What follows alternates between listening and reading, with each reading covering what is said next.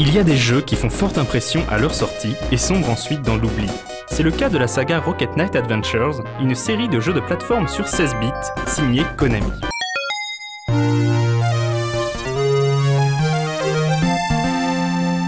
À sa sortie à la fin de l'année 1993 sur Mega Drive, Rocket Knight Adventures fit l'unanimité comme l'un des tout meilleurs jeux de la console de Sega.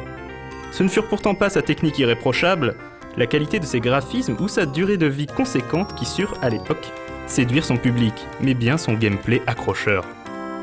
Le héros du jeu, un opossum chevalier du nom de Sparkster, est en effet équipé d'un jetpack qui lui permet de se propulser dans toutes les directions pour fendre l'ennemi de son épée laser.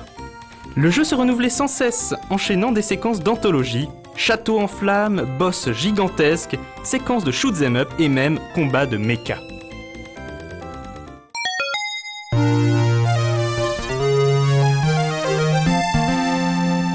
Un an plus tard sortait Sparkster Rocket Knight Adventures 2, en sortie simultanée sur Mega Drive et Super Nintendo.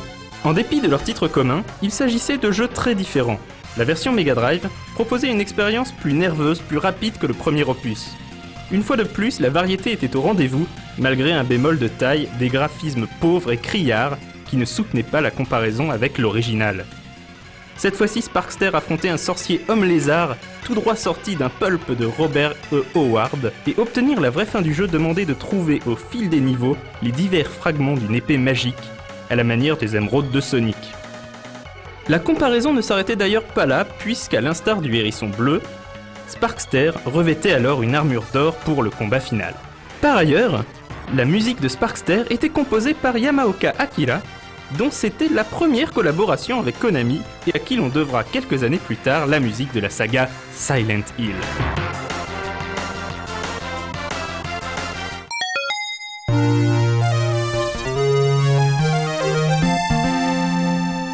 Beaucoup plus proche de l'épisode fondateur en termes de gameplay, la version Super Nintendo de Sparkster a semble-t-il hérité de toute l'attention des graphistes de Konami.